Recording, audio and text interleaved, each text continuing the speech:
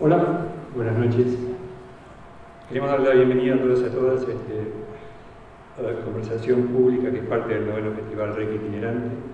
Cuando los integrantes de la revista Pulsión acercaron esta propuesta, comenzamos a trabajar en ella. Sentimos que esta conversación era muy importante y aportamos el espacio de equipamiento, la logística y todo lo que fuera necesario para llevarla a cabo en las mejores condiciones.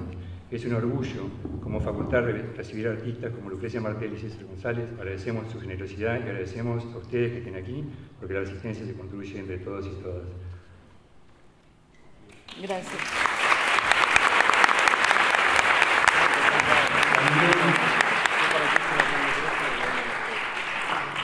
También me parece que siempre hay que agradecer a los millones de personas que no saben que estamos acá y que hacen posible que nosotros estemos acá, a nuestro pueblo.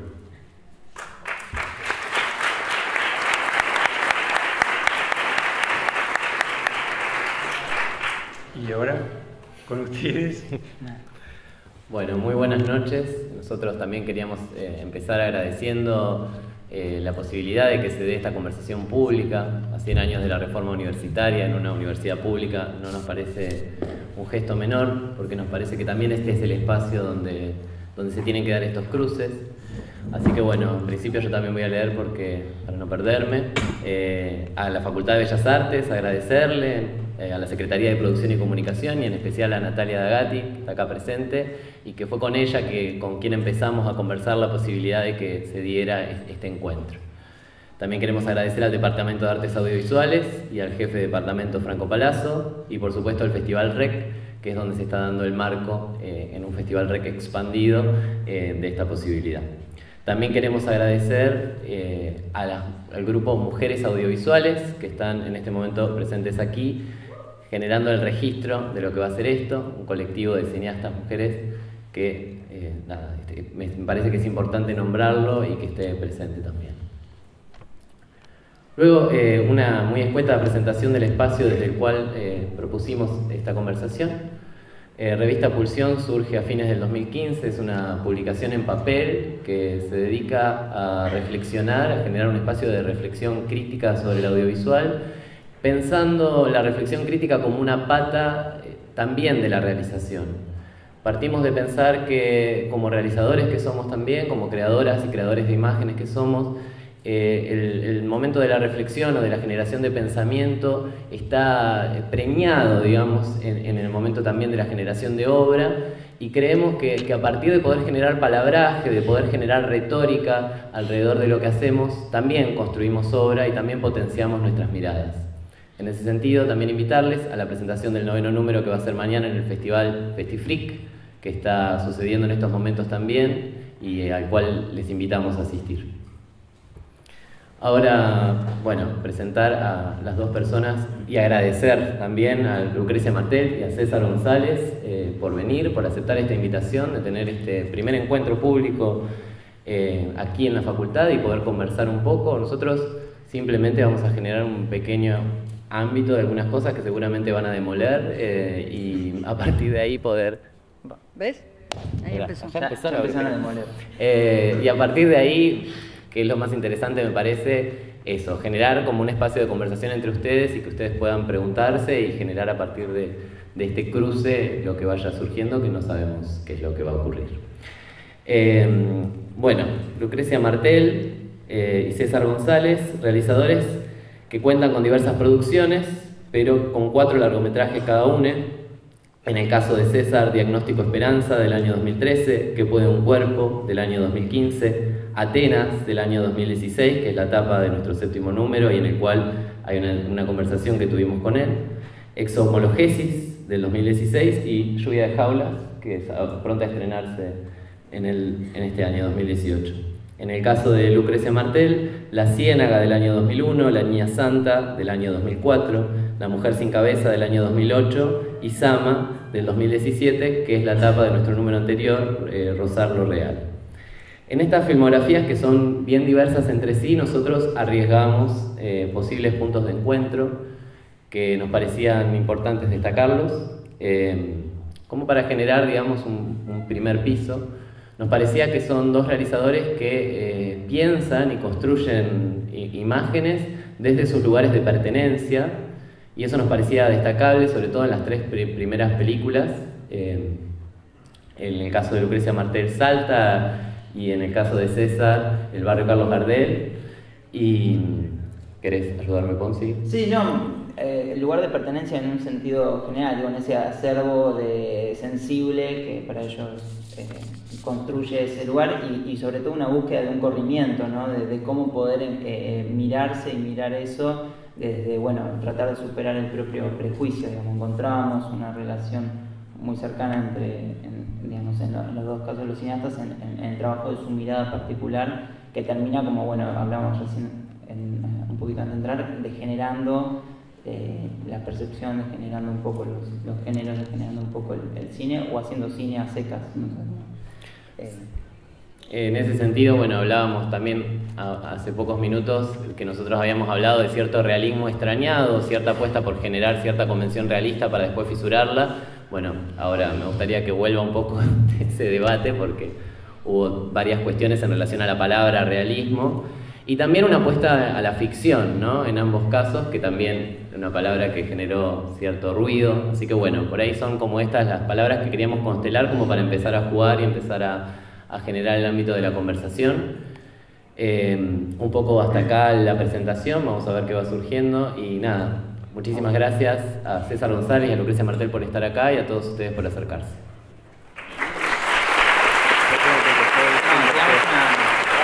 Una primera pregunta. ¿Cómo? No, que quizás para empezar una primera pregunta sería entonces, bueno, dentro de su realización, dentro de, digamos, de su oficio que han ido construyendo, ¿qué modos de observar o qué procedimientos han ido descubriendo para poder transponer ese acervo sensible y correrse de su propio prejuicio, digamos, ¿no? ¿Qué trampitas se han puesto para poder correrse y bueno, poder profundizar su mirada? Bueno, en primer lugar agradecer a la revista Pulsión, al Festival REC por la invitación. Para mí es un placer estar compartiendo este momento con una directora que admiro, como Lucrecia, que admiro su obra de punta a punta y para mí es muy importante poder estar acá delante de tanta juventud. Agradezco siempre el cariño que recibo cada vez que vengo a esta ciudad. ¿Me repetirías la pregunta, por favor? Sí, cómo no. Vamos a decirlo así, ¿qué trampas se han puesto como realizadores o qué procedimientos han generado para poder escapar, digamos, de su propio prejuicio a la hora de construir una mirada? Sí, bueno, en lo particular de mis primeras 3 películas, que yo denomino En busca de esos títulos que agradan tanto a la crítica, ¿no? Le puse la trilogía villera, jugando un poco con la trilogía de la guerra de Rossellini, la trilogía del sol de Sokurov, ¿no? Siempre están las trilogías. La trilogía de Lucrecia sobre Salta podría ser también, antes que... Yo no la inventé. que Sama, que rompe un poco esa línea. Yo me encontraba obviamente siempre con el problema de cómo mostrar la villa de un lugar diferente, de cómo mostrar la villa con otros discursos, ya que está instalado y naturalizado un punto de vista sobre la villa desde el cine y desde la televisión, que se mueve para mí en 2 extremos, ¿no? Que es el extremo de, por dar un ejemplo simbólico, de Ciudad de Dios, es decir, una película donde la violencia se muestra como un fin en sí mismo, donde, bueno, la gente que vive allá adentro tiene un mal esencial, pero existen personas buenas, no existen los fenómenos extraordinarios en esa película, ¿no? La figura del fotógrafo que es acosado por la bandita de niños malvados, que él es el bueno y el resto son los malos. Por un lado ese extremo, y del otro lado es el extremo del buen salvaje, ¿no? El extremo del villero que sale adelante, el villero que se rompe el lomo, el villero sometido a la carrera meritocrática, y esos 2 puntos de vista, a mi entender, están muy, muy instalados en los espectadores y cómo lograr mostrar la violencia, porque para mí era importante, no sé si mostrar la violencia en sí, sino no negar la violencia que existe en los barrios, porque me parecía como una actitud bastante demagógica y cobarde, pero me encontraba con el problema de cómo hacer que el espectador no confunda ciertas imágenes con esas imágenes de las que hablaba anteriormente, ¿no? Como Ciudad de Dios. Y cómo no caer en el romanticismo de la vida en la villa, ¿no? De decir, bueno, mirá, en medio de toda esta inmundicia hay belleza, ¿no? Cómo no caer ni en el romanticismo ni en la gratuidad de la violencia. El desde dónde no garantiza nada, ¿no? El hecho de ser villero no me garantizaba para mí hacer una película, podríamos decir, digna. No hay absoluto en ese sentido, como hay películas que han hecho muchos directores pertenecientes a clases burguesas o aristocráticas que son grandes obras maestras, no sé, caso paradigmático, La Tierra Trema de Visconti es considerada una película marxista y Visconti pertenecía a la aristocracia del norte de Italia, ¿no? Entonces no garantiza nada el desde dónde, todo lo contrario. Es más, si vos sos de la villa y haces una película que reivindica este punto de vista, ¿no? Del buen salvaje, ¿no? El salvaje que quiere civilizarse, el salvaje que acepta el orden, el salvaje que va a trabajar y vuelve contento, creo que ahí sí sería un problema, ¿no? Porque ahí todos esos sectores reaccionarios dirían, bueno, no lo decimos nosotros, ¿no? Los dicen ustedes mismos. Y siempre hay como, ¿no? Obviamente a la villa la determina siempre el exterior, ¿no? La mirada exterior. Siempre tenemos que rendir cuentas, no siempre tenemos que dar explicaciones, ¿no? El solo hecho de explicar que, no, bueno, en la villa no toda la gente roba, ¿no? Esa aclaración. Cuando una persona de clase media está delante de una cámara, no aclara, no, soy clase media, mi clase media está lleno de garcas, pero bueno, también hay gente que trabaja, ¿no? Pero la gente de la villa tiene que aclararlo, tiene que siempre justificar, tiene que rendir cuenta. Entonces, nada, me planteé hacer películas que rompan con esos estereotipos de derecha, como esos estereotipos también progresistas, ¿no? Que hacen una épica del mundo laboral, ¿no? Una épica de la fábrica, una épica de romperse el lomo, como se dice. Y sí tengo que admitir, por lo menos en lo que hago yo, de que claramente sí me interesa, César, más cerca del micrófono, por favor, tener una perspectiva política, y considero que cada una de mis películas, citando a Pasolini, es un fragmento de la lucha de clases, ¿no? Yo reivindico todos esos conceptos que parecen arcaicos, que parecen pasados de moda, que parecen de otros tiempos. Me parece que no pasaron de moda, que todo lo contrario, que la lucha de clases, más en este momento latinoamericano, está más vigente que nunca. Y con esto cierro. Hay una cita que hago a Godard cuando hizo el grupo Siga Bertov, que él dice, no, para el cine nada es tabú, ¿no? El cine fue rompiendo todos los tabú, ¿no? La sexualidad, todo tipo de tabúes fue rompiendo, pero hay un tabú que no se anima a romper, que es el tabú de la lucha de clases, ¿no? Es decir, ¿cómo sería eso? En mi primera película muestro que, no sé, una persona de clase alta se quiere vengar de un familiar, entonces va a buscar a un policía que está metido en ciertas cuestiones relacionadas al delito. Ese policía va a la villa en busca de la mano de obra, ¿no? Entonces, en todo ese movimiento, ver cómo una clase va en busca de la otra, cómo esa clase es la mano de obra ejecutora de la violencia que requiere otra clase social. Eso intenté hacer en esas primeras 3 películas, ¿no? Fragmentos de lucha de clases. No, Lucrecia, vos querés.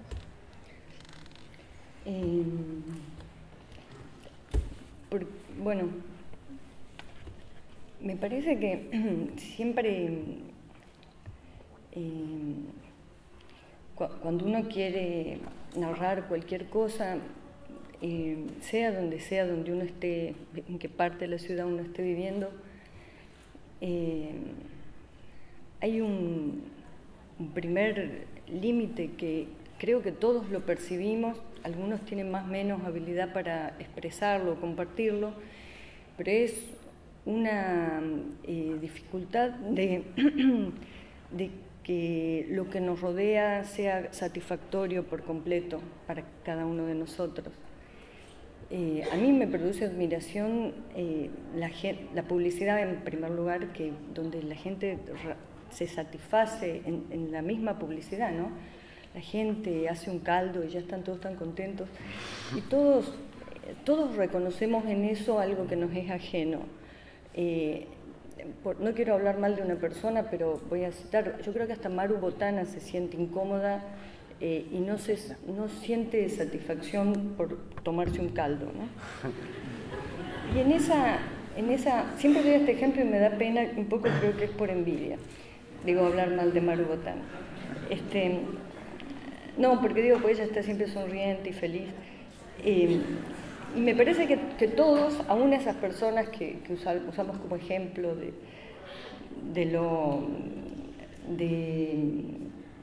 alguien que parece completamente adaptado, si uno hablara 15 minutos detrás de cámara con esa persona, podría inmediatamente distinguir que no hay suficiente satisfacción en nadie, que todos hacemos un esfuerzo por pertenecer a algo que parece no ser de nadie en particular, ¿no? Que es lo que antes definíamos como la realidad. Y hay momentos en donde también es una experiencia común a todos, hemos percibido que esa realidad es una construcción sumamente arbitraria y absurda, que no tiene un sentido en particular. Quizás acá haya personas muy creyentes y les pido disculpas, incluso les pido que no escuchen esto porque van a perder, porque es muy lindo tener fe.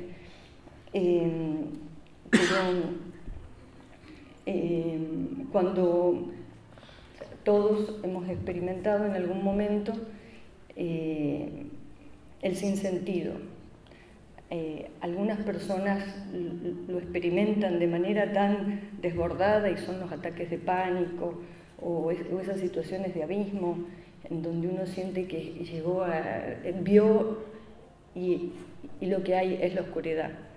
Es el primer encuentro con el sinsentido. Después de ahí surgen un montón de cosas que considero yo es lo más potente de la existencia humana, pero hay un primer momento que hay que pasarlo, digo por si alguien lo está experimentando, que es el negro absoluto. Y me acuerdo, una amiga me dijo una vez eso y yo no lo había experimentado. Y me dijo, no sabes lo que es. Mirás para todos lados y ves que no hay sentido. Y yo dije, uy, Dios, qué feo debe ser eso. Y hasta que un día lo experimentás, hay gente más... Esto no hay ninguna edad especial para tener esta experiencia. Y entonces ahí uno reconoce de manera indudable la inadecuación que todos sentimos respecto de la sociedad. Hay personas que estoy segura que César, que vos tendrás 1000 anécdotas para contar tremendas de esa inadecuación, porque están todos los medios de comunicación proponiendo un sistema y un modelo que es muy difícil pertenecer si no tenés unos ciertos ingresos y unas ciertas características. Pero también,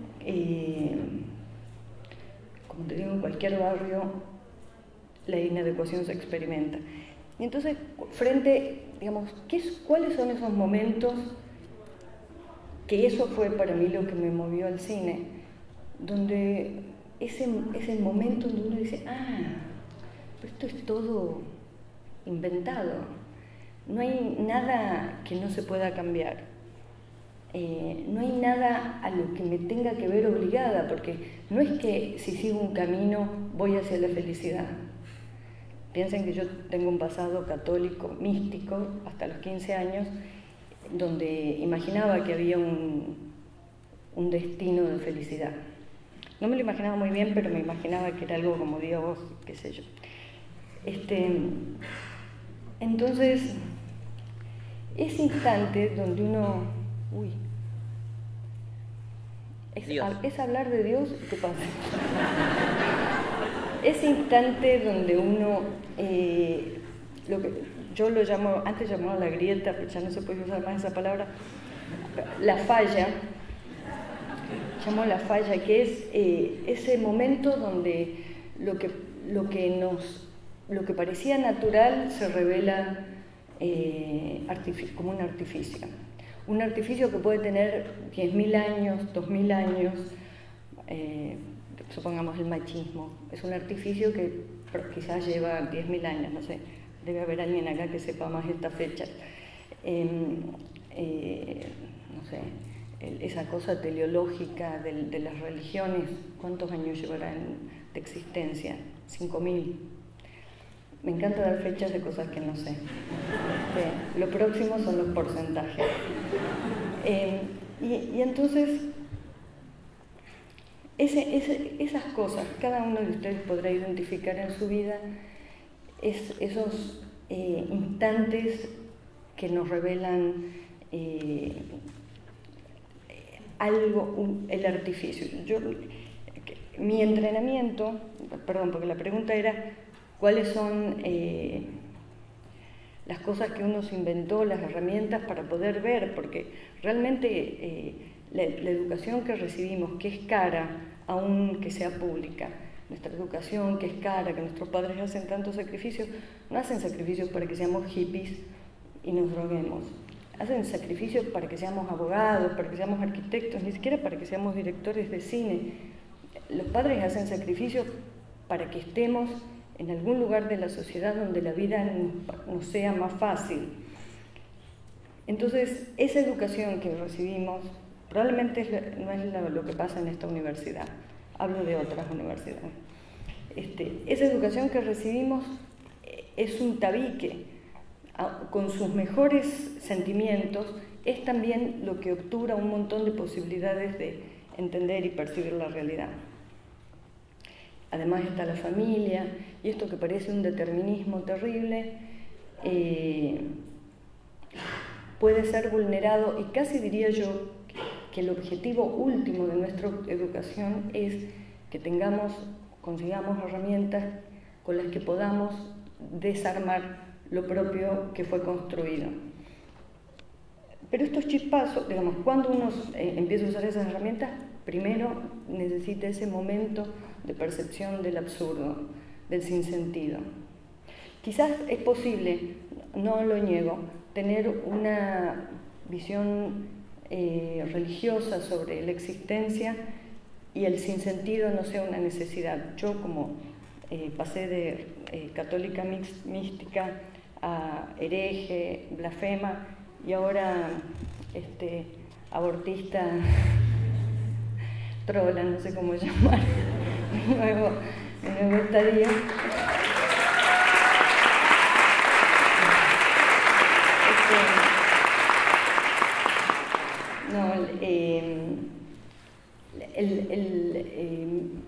Los pasos en los que fui dando eso, sinceramente, fue en la medida en que el sinsentido y el absurdo me permitió poner en duda mi propia educación.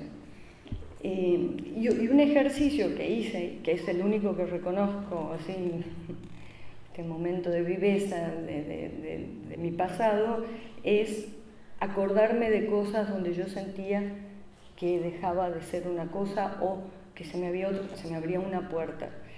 Y recuerdo la primera, y con esto asocio mucho al comienzo para mí del interés por la narrativa.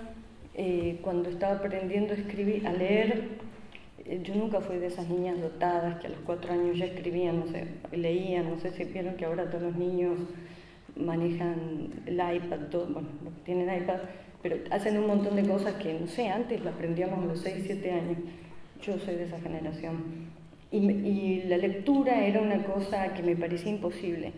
Yo veía con vergüenza la capacidad de leer de los otros. Y entonces cuando empezamos a aprender a leer en primer grado, me acuerdo que un día dije, ahora me tocaba la E de imprenta, y dije, ahora voy a aprender esta letra, que no sé por qué me costaba un poco más que las otras, la E de imprenta, y pensé, estoy a punto de pasar a otro mundo, el mundo de los que saben leer. Pero no me quiero olvidar de que ahora estoy en el... Bueno, no lo habré dicho con esas palabras, pero me acuerdo la sensación del mundo de los que no saben leer, del mundo de los que temen leer, porque no lo pueden hacer. Entonces, me ejercité en memorizar ciertos momentos que me parecía, me iban revelando esas capas que con la educación se van sumando y que si uno no tiene un poco de precaución terminan siendo, opacando la mirada. Entonces, para cerrar con la idea de qué es finalmente lo que uno hace, me parece a mí que es tener conciencia y apreciar esos momentos que son lo que esta civilización detesta, los momentos del fracaso, apreciar, abrazar esos momentos, los momentos de la angustia, los momentos de infidelidad. Siempre doy el ejemplo de la infidelidad porque es algo que alguna gente ha sufrido, que es cuando uno, hay unas horas que uno imagina que otra persona hace, cosas que hace, y un día descubrís que en esas horas no estaba en esa parte ni estaba haciendo lo que uno se imaginaba. Ese momento donde algo tan nítido, tan concreto como es lo que uno cree de la otra persona, se revela que no es así, y es, no voy a negar, puede ser feo, pero también es asombroso. Es un momento donde uno recupera en una visión sobre la otra persona como lo indomado, lo desconocido. Y todo el sistema, las ideas sobre el amor, por dar un ejemplo de las 100.000 cosas que se estructuran en torno a nosotros, es la domesticación del otro o de la otra. Entonces, me parece a mí que narrar es estar atentos a la falla, porque en la falla lo que está tan naturalizado, lo que está tan legitimado, lo que parece tan establecido y tan firme, tambalea. No hice la entonación como para que... Para que sea como fue la falla. Sí. Fue la... Un problema eso.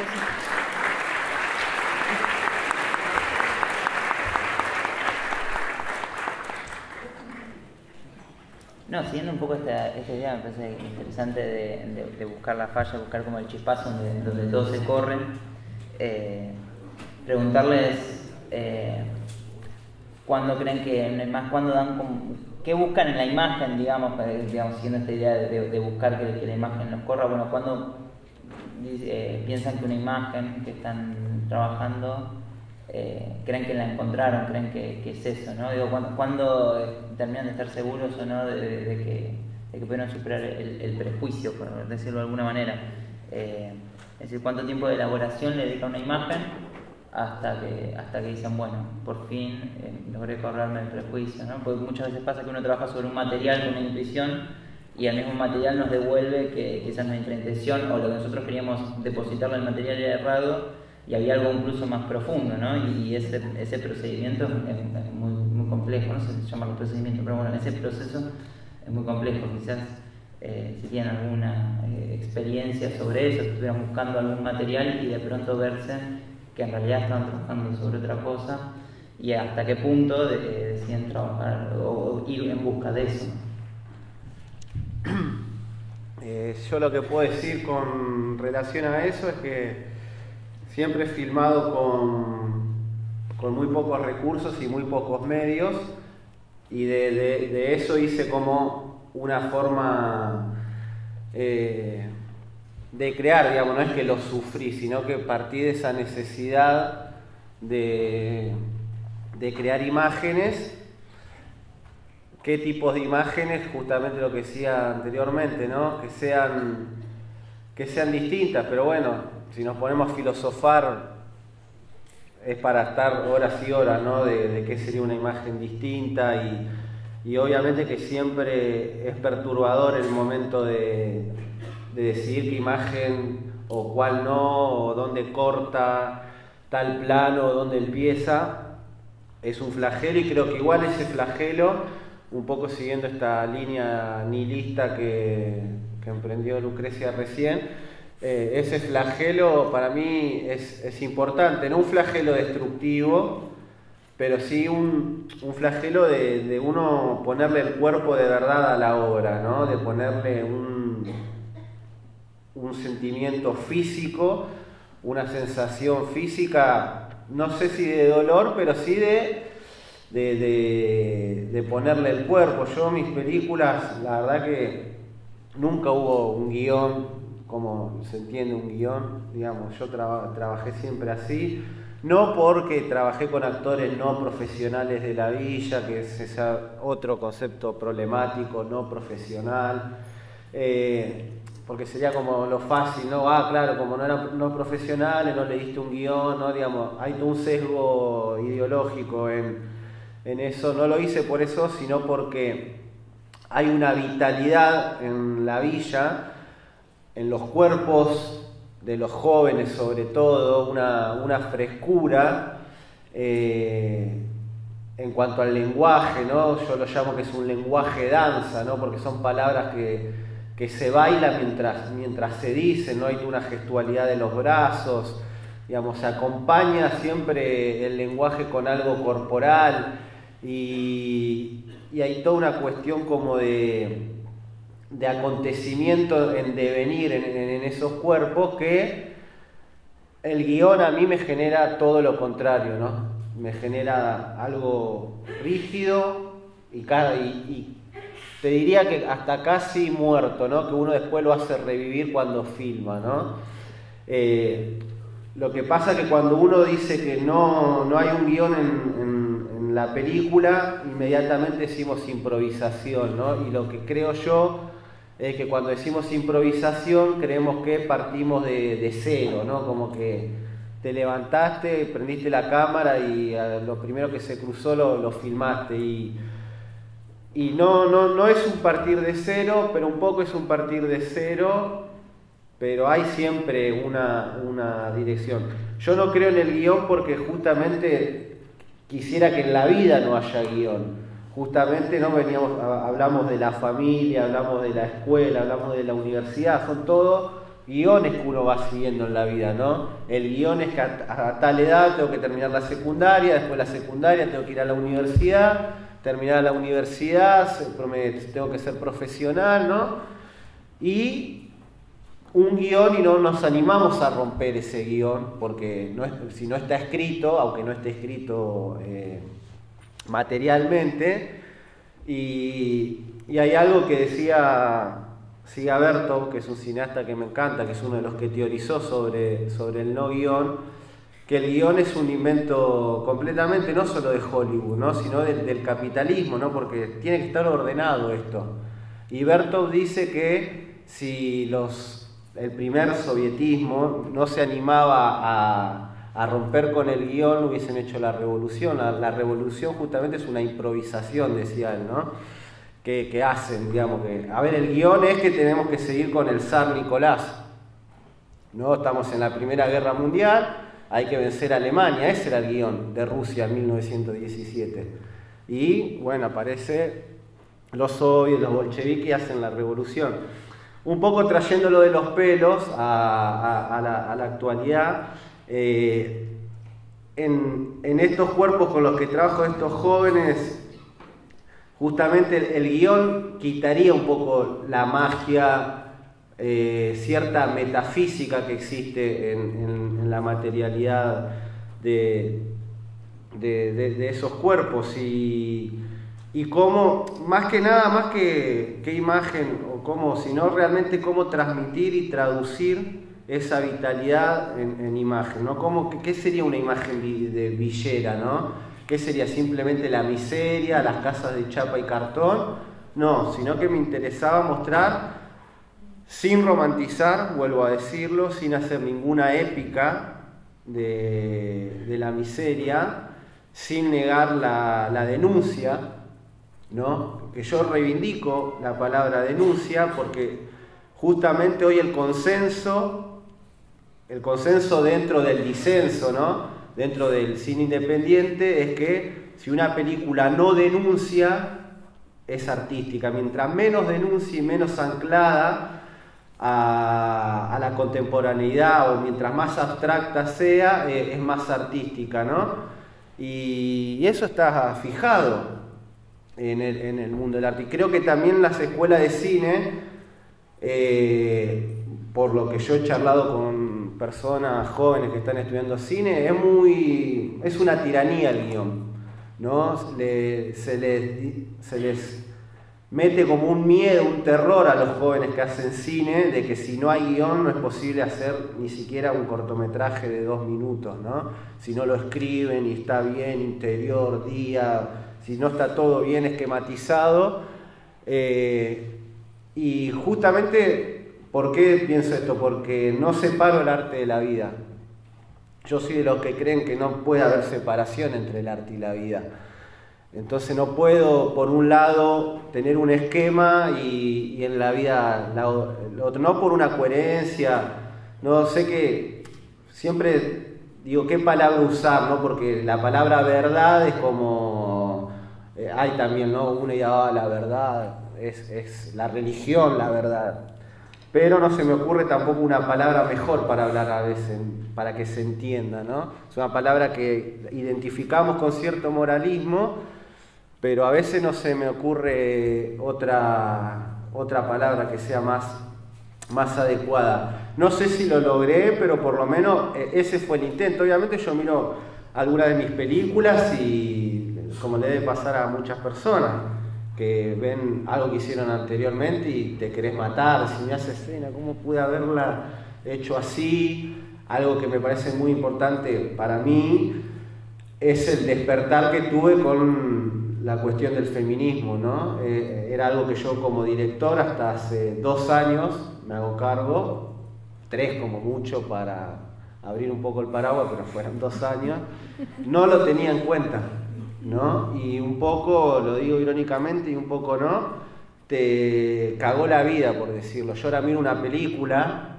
de hace 5 años atrás al comienzo del cine y no podés creer la misoginia que hay, ¿no? La subestimación que hay de la mujer, de las grandes obras, de los grandes directores.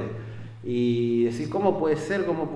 Y miro algunas de mis escenas y digo, upa, ¿no? ¿Cómo no lo tenía presente para nada? Y creo que en ese sentido, bueno, comenzó una nueva era en todas las artes en general, no porque el punto de vista femenino no estaba, sí que estaba, siempre estuvo toda la historia del arte, vas a encontrar, siempre son, bueno, es una pintora, 2 del Renacimiento frente a todos los clásicos, ¿no? Son 2 sobre, digamos, lo que están en los anales de la historia. Creo que eso va a hacer crecer mucho al arte y mucho al cine. Yo como hombre, no porque ahora me haga, ¿no? el varón desconstruido, ¿no? el feminista, como se dice, no tengo pañuelos verdes en mi mochila. Creo que lo que tenemos para aportar ahí es hacernos cargo lo que somos los hombres, como hablamos los hombres, y bueno, sin caer en la demagogia que les decía recién, porque nada más indigno que hablar por los otros, por las otras. Decía Foucault, no voy a hacerme ahora hago películas feministas, sino hacer películas que no nieguen ese punto de vista, y creo que va a hacer crecer mucho el cine. Eso, no sé por qué terminé ahí, pero bueno. ahí para retomar.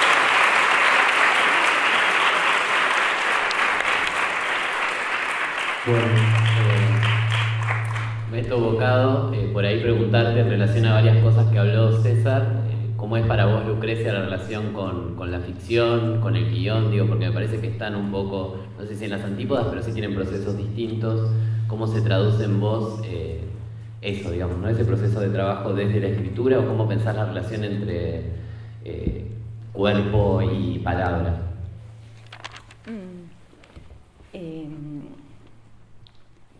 Para mí el guión es fundamental y me encanta, y es como quizás son los años, porque son años, más divertidos, porque me obliga a conocer gente, a ir a lugares. Para mí el guión es como una etapa de mucho movimiento mío personal, ¿no? Quizás, no sé qué habrá sido primero, pero es también como una buena excusa para animarse a hacer cosas que quizás yo quisiera, señora, disculpe, entrar acá porque voy a hacer una película, no me animaría a decir, mire, quiero conocer su casa o quiero ver esta fábrica por dentro.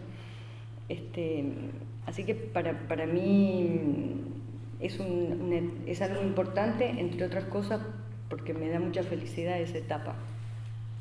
Y después porque hay algo que tiene el cine que a mí me parece lo más fabuloso, lo más adictivo, que es todo mentira. Y que por lo menos yo no persigo la verdad en el cine, y es tan liberador eso. Es todo tan lo que se me da la gana. Y que entonces para mí el guión es como un cumpleaños, invitás a los que querés, cocinás lo que se te da la gana. Ahora, que el cumpleaños esté bueno depende de algo que no sabés, ¿no? Que vas a hacer un punch loco para que todos bailen, no sabés. Invitaste a gente, pusiste alguna música, y después cómo irá a salir eso. Y me parece que eso es muy interesante del cine, que es, vos llegás al set y llegás al lugar que vos elegiste, con la gente que vos quisiste estar, con los personajes que quisiste elegir, las personas, y está la luz donde conversaste con el director de fotografía, bueno, y en mi caso, todo lo que va a ser dicho ha sido escrito con mucha atención y precisión y mucha vuelta a corregir. Y entonces, ¿dónde quedó la mentira, ¿no? ¿Dónde quedó el artificio? Si el guión, ahora voy ahí y simplemente se va a cumplir todo eso que ya está previsto, que aunque no haya muchas veces, la mayoría no he ensayado, ni he hecho un dibujo en este sentido, y quizás se conecta con la otra pregunta de las imágenes, que para mí nunca son como un comienzo, o generalmente no son un comienzo para pensar una puesta en escena o quizás un guión.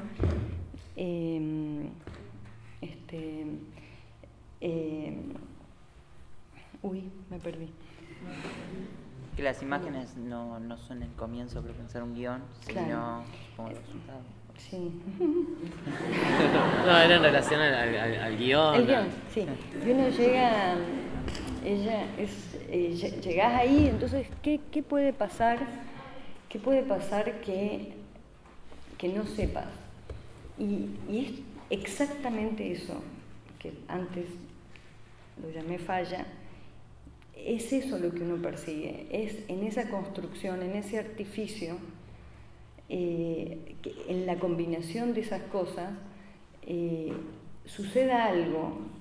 Es muy importante, les digo, mantener este deseo, porque si no es muy difícil encuadrar, es muy difícil mirar a los actores a través de la cámara si uno no espera algo que no estaba en el guión. Y que a veces, y les diría la mayor parte del tiempo, ni siquiera sabemos exactamente qué es. Y no es por ponerle una nota mística a un trabajo que es un trabajo concreto y hay los iluminados, no.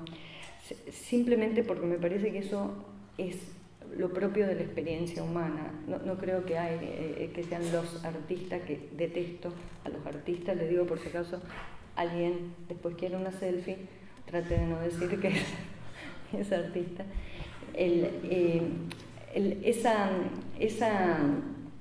Esa voluntad de ¿para qué juntaste todo eso? Digamos, si querías llegar a otro lugar, ¿por qué elegiste un camino tan dirigido? ¿Por qué no ensayar, filmar, como decía César, improvisando, yendo de una manera más libre en busca de eso? Porque me parece que a mí ese disciplinamiento me sirve muchísimo. Esa falsedad, eso que es totalmente contrario a lo orgánico del cuerpo, a la continuidad de la relación entre las personas, las líneas, las palabras, ¿viste? Es una letrita detrás de otra. Hay un ejercicio que yo hago cuando hago talleres, que son como unos talleres, no sé, talleres de narrativa, que es escuchar un diálogo que haya sido grabado en la calle, pasarlo a, ¿cómo se llama?, desgrabarlo y ver y enfrentarse a esa dificultad que es cómo expresar lo accidentado que es el sonido cuando las personas hablan, todas las cosas que suceden en el habla, lo difícil que es transmitir eso a caracteres. Es prácticamente imposible. No hay vez que haya hecho ese ejercicio en donde las personas que lo hacen inventen cosas, pongan paréntesis, pongan muchos puntos suspensivos, pongan otros signos que después explican, esto fue una pausa, esto fue... en cambio, si uno agarra un guión, carece de todos esos accidentes. El guión es un ordenamiento y una previsión absoluta del sentido. El guión, la escritura de diálogo. Es un gran esfuerzo escribir con caracteres tan uniformes, con espacios tan uniformes, uno entre medio de los caracteres.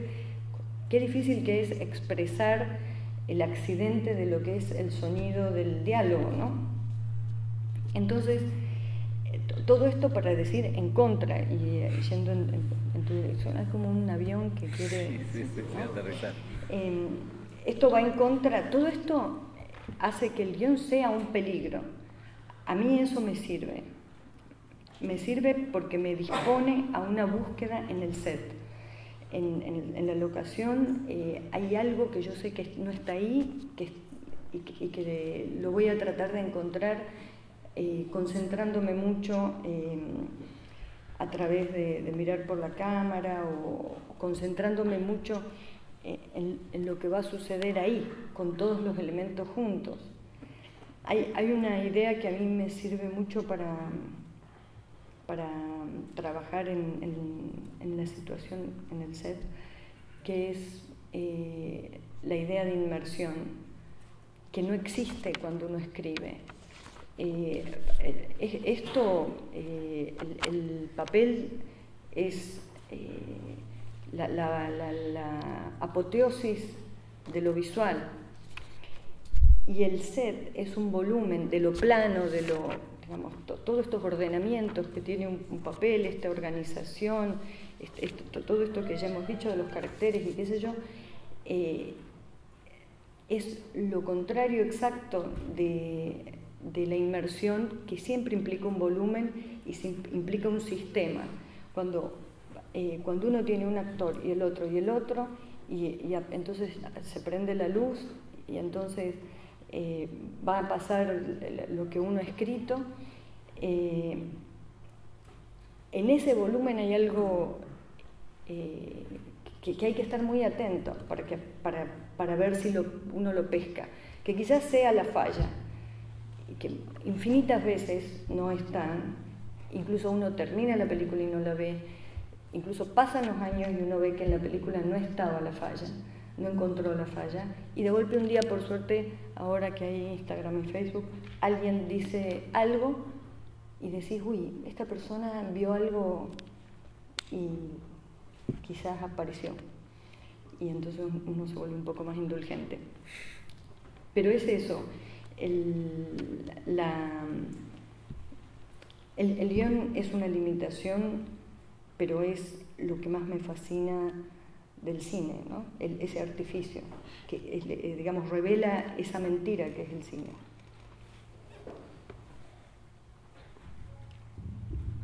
Yo quería preguntarles, ¿me contestaste la primera pregunta? ¿Cuál era? La de los procedimientos, ¿no? Digo, porque pensaba qué difícil que es muchas veces, por ejemplo, el ejercicio de grabar conversaciones ajenas y poder entender todo lo que está implícito, todo lo que no se dice en una conversación de dos personas que uno no conoce, ¿no? Esto no lo digo gratuitamente porque un poco lo que les quería preguntar es cómo construyen los personajes y qué nivel de profundidad deciden darles. Pensaba sobre todo porque los dos en algún punto creo trabajan con la parodia. Digo, César, es bien claro cómo hay personajes que tienen una profundidad o un trabajo de dimensión, y hay otros personajes que son justamente caricaturescos. En tu caso, Lucrecia, en general los personajes son más tridimensionales, pero arriesgaría a que hay algo paródico o por lo menos humorístico en la mirada. Entonces les iba a preguntar hasta qué punto o cómo van decidiendo esa tridimensionalidad o cómo se las arreglan para construirlo. Bueno, yo voy a volver igual un poquito con el tema del guión porque me parece muy importante. Yo no creo que igual decir que no hay guión es el desorden o el caos, es otro tipo de orden. Y que hay un elemento de la realización cinematográfica que siempre va a ser un guión aunque uno no quiera, y es el montaje. Y yo creo que las cosas se terminan uniendo aunque no estaba planificado que se terminen uniendo. En general, siempre un punto se puede unir con otro cualquiera en el montaje, ¿no? Y esa unión es un pequeño guión.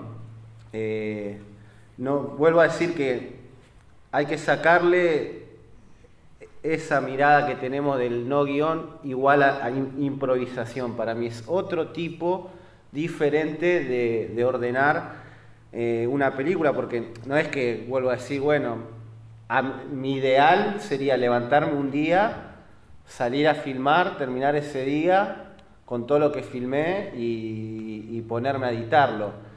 Aunque crea que eso fue totalmente improvisado, al momento de editar, en el momento que pusiste rec con la cámara, hay un punto de vista, hay un rectángulo del mundo que vos elegís mostrar y otro no mostrar. Entonces no existe la improvisación para mí, directamente no existe.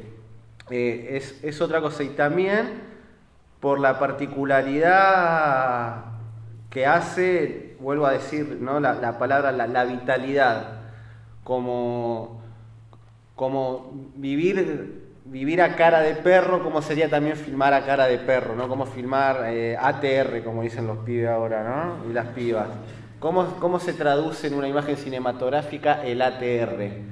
¿No? El a todo ritmo, que se usa mucho ahora, igual es viejísima esa palabra, esa frase. Yo con los personajes, paradójicamente, si bien se encuadraría, ¿no?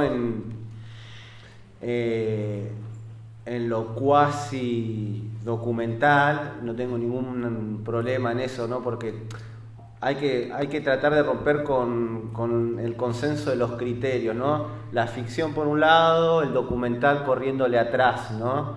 Siempre como pidiéndole a la ficción, por favor, déjame estar a tu altura, ¿no? Dentro de esa forma cuasi documental, porque efectivamente, a ver, es una cámara. En mi primer película, Diagnóstico de Esperanza, ni siquiera tenía micrófono, es el sonido de la cámara y algún Foley que hice después, pero después, o algún sonido que grabé o alguna pequeña musiquita. a pesar de eso, la parte de la dirección actoral es a mí la que más me interesa, me apasiona, me vuelve loco.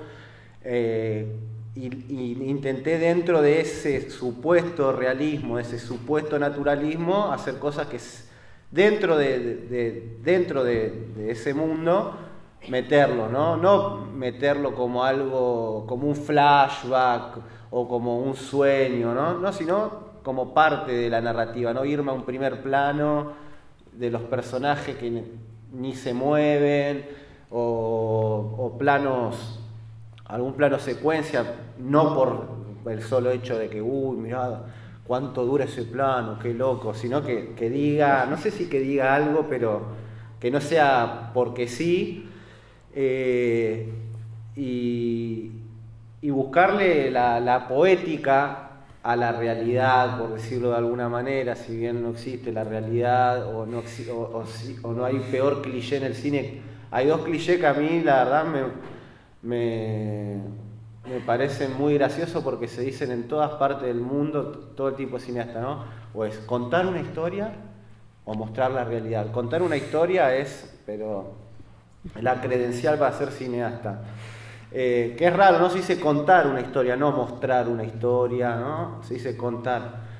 Yo sí creo en la potencia de la imagen, no sé qué sería lo específicamente cinematográfico, pero sí me interesa pensar sobre la imagen, y la parte de la actuación es la que más me interesa por prestarle mucha atención a los cuerpos, ¿no? Y cuáles son los discursos que tienen esos cuerpos sin necesidad de que sean discursos orales o escritos, ¿no? Cómo esos cuerpos hablan por sí mismos. Y creo que buscarle la poética a una mirada, buscarle la poética a esos gestos, sin salirse de la narrativa, ¿no? Porque, a ver, mis películas, por más que no quiera, son narrativas en ese sentido, no cuentan, hay una historia, porque me interesa, me interesaba obviamente que se vea, la vean los pibes, las pibas de la villa, que les guste obviamente, o que por lo menos se le despierte el bicho de querer hacer cosas, de querer cambiar, no sé si la realidad así como meta, pero sí, bueno, apropiarse de los medios de producción audiovisual, porque no es menor igual el hecho de que podamos contar nosotros mismos nuestra realidad, porque estamos hablando de una injusticia histórica que hay en el cine, ¿no? Que son siempre los demás hablando por nosotros, que todo el mundo lo dice, todo el mundo lo sabe, pero no se deja de hacer, ¿no? Digamos, no lo vas a encontrar que todo el mundo lo reconoce. Sí, con reconocerlo está buenísimo. Acepten perder ciertos privilegios, porque si no, no vamos a poder entrar a este mundo, ¿no? Ni siquiera es perderlos, compartirlos, ¿no? Y es muy interesante también trabajar con los pibes y las pibas de la villa, que es lo que dicen exhomologés, y salirse también de que el villero solo puede actuar de villero, ¿no? No tampoco de clase media, ¿no? Porque ahí entramos en las ridiculeces que están completamente naturalizadas, ¿no? Persona de clase media actuando de villero. Mamma mía, ¿no? Y nadie dice nada y no pasa nada, y el reino de lo bizarro, ¿no? Pero nadie dice que es bizarro, porque si estuviera la aclaración de que, mira, esta serie sobre la cárcel es una serie bizarra, no, es una serie dramática, trágica. Y los presos son todos personajes clase media. Doy un ejemplo, como puede haber acá, en cualquier parte del mundo, no necesariamente sobre la pobreza, la otredad que sea. Y hay una película que yo siempre cito como referencia, que es César debe morir, de los hermanos Taviani, más que nada por el gesto de esa película, más allá del contenido, ¿no? Que es una mezcla de documental y ficción en una cárcel de Italia, donde vemos el proceso de los presos preparando una obra de teatro de Shakespeare, ¿no? Son los presos más peligrosos de la mafia italiana, y vos decís, bueno, van a ser de mafiosos. No, hacen una obra de Shakespeare, Julio César, ¿no? Pero sin dejar de ser ellos mismos, no queriendo demostrar, mirá, un villero puede hacer Shakespeare, tampoco se trata de eso, pero sí me parece interesante el gesto de romper con lo que el espectador va a esperar ver, ¿no? de una persona de una villa o pobre, lo que fuere, de cómo actúe. Creo que ese gesto es muy interesante. A mí la parte de dirección de actores y de actrices, la que más me apasiona, así como a Lucrecia el guión, a mí es esa parte donde un mínimo gesto, no sé, que no parpadeen o controlar hasta la respiración, ¿viste? Me parece muy, muy interesante, le dedico mucho tiempo y me encanta. ¿Tenés algo respecto a eso? No. Bueno, siguiendo un poco con esto de barrer o de superar los prejuicios, recién César decía algo que me parece muy interesante, que si bien es muy difícil poder correr la propia mirada y poder ver realmente, a pesar de las condiciones propias, también qué difícil es escribir a un otro, ¿no? Qué difícil es poder producir un objeto vivo, digamos, una imagen más o menos respetuosa, no de la realidad, pero sí, digamos, de eso que se fuga de una otra edad, cualquiera sea, como decía César. En ese sentido también se han tenido alguna experiencia, o también lo mismo, digamos, qué trampas, qué procedimientos se ponen, cómo lo trabajan, desde qué lugar. Bueno, para mí la clave es esto que yo digo, el artificio, el carácter de arbitrario y construido que tiene un guión. Me parece que eso te permite, voy a dar un ejemplo de Sama, las cosas que más, por comentarios de otros, generaban una sensación de realidad son las cosas más falsas, que fueron inventadas sin ningún respeto por la historia. Y entonces, ¿cómo puede ser que eso tan falso, y no es porque uno engañó al público, sino por qué algo sumamente arbitrario, sobre todo difícil de otorgarle sentido,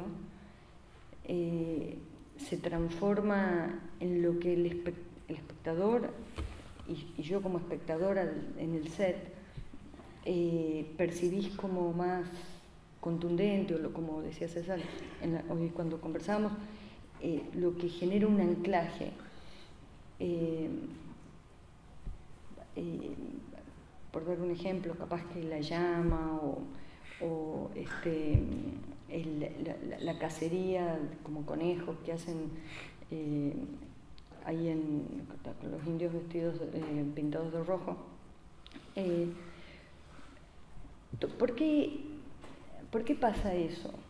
Que no son los gestos que uno reconoce, donde uno acepta lo que está sucediendo como real, muchas veces son cosas muy arbitrarias, que tienen, como por ejemplo el juego de los niños, cuando los niños juegan en las películas.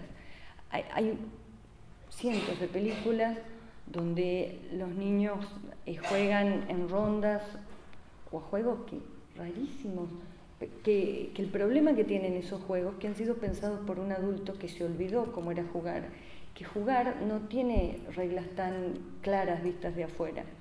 Si uno observa a los niños jugando, hay muchos movimientos que resultan incomprensibles, que uno no sabe exactamente cómo funciona el juego, porque no se revela todo, las reglas no están explícitas del juego de los niños.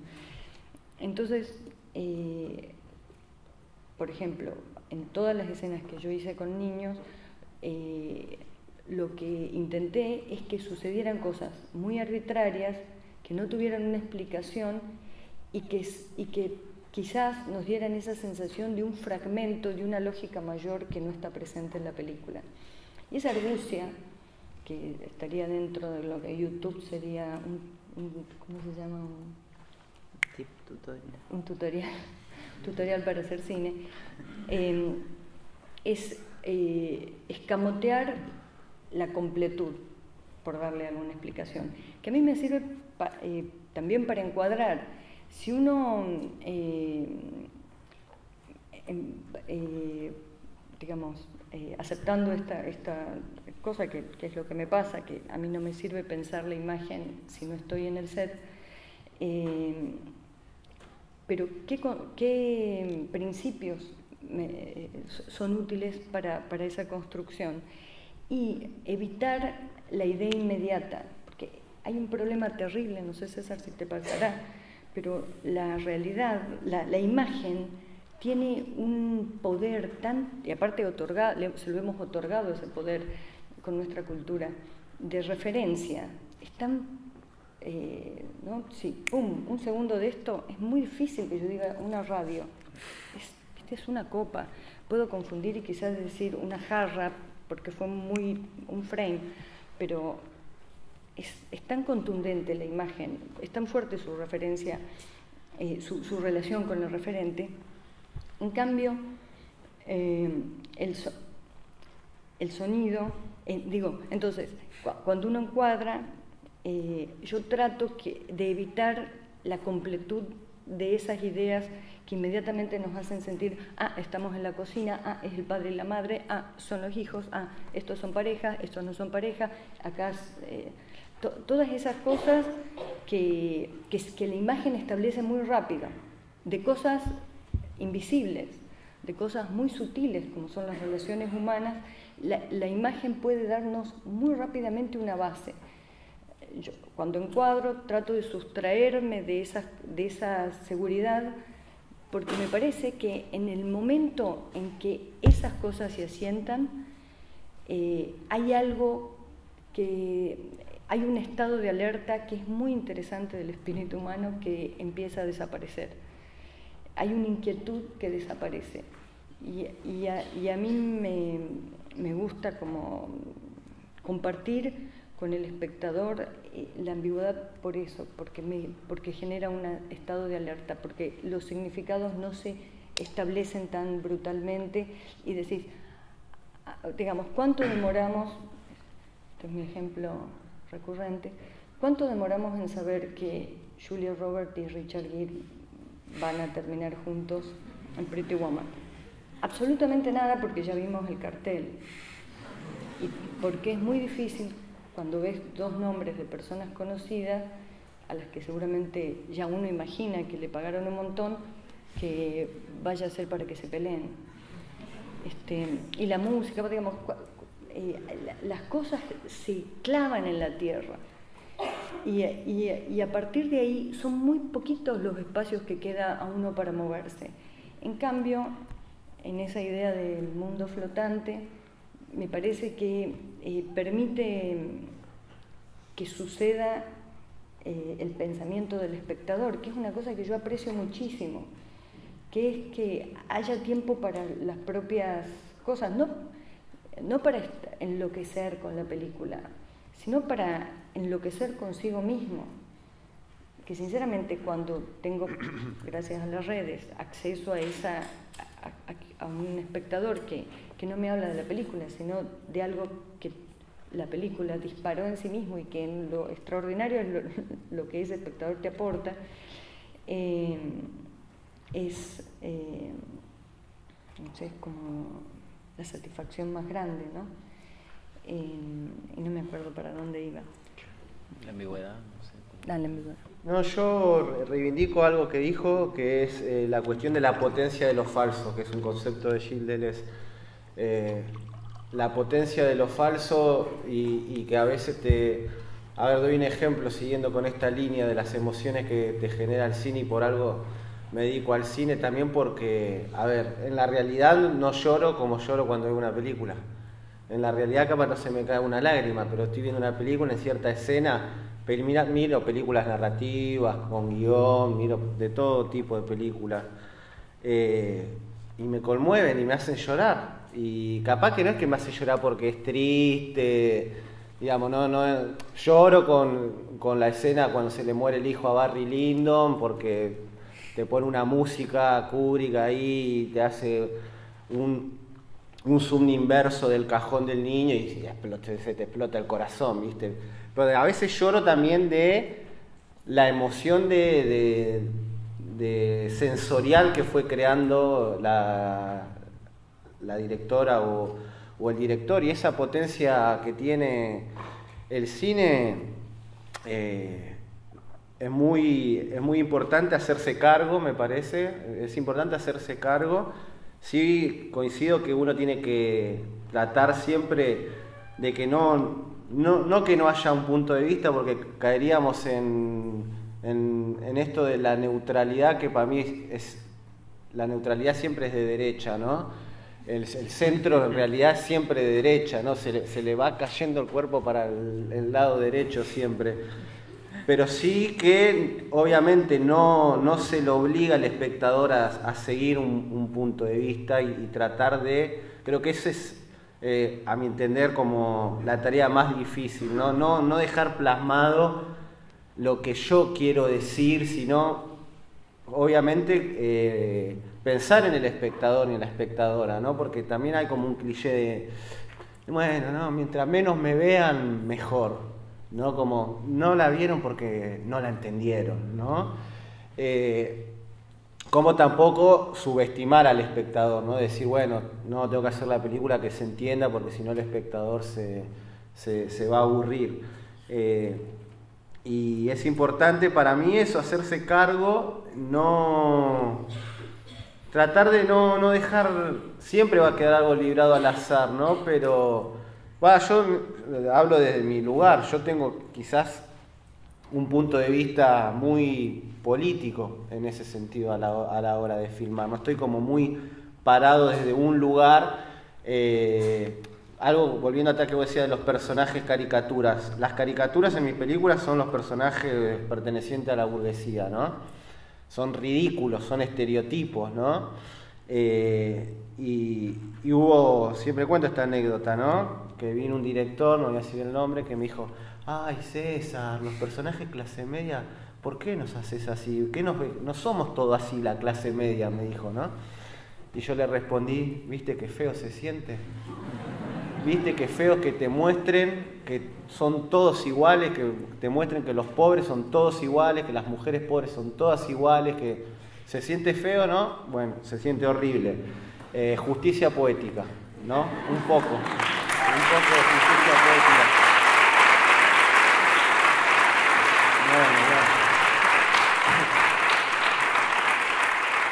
Eso fue en un momento igual, en un momento donde me hago cargo que estaba como bastante resentido con la clase media y alta.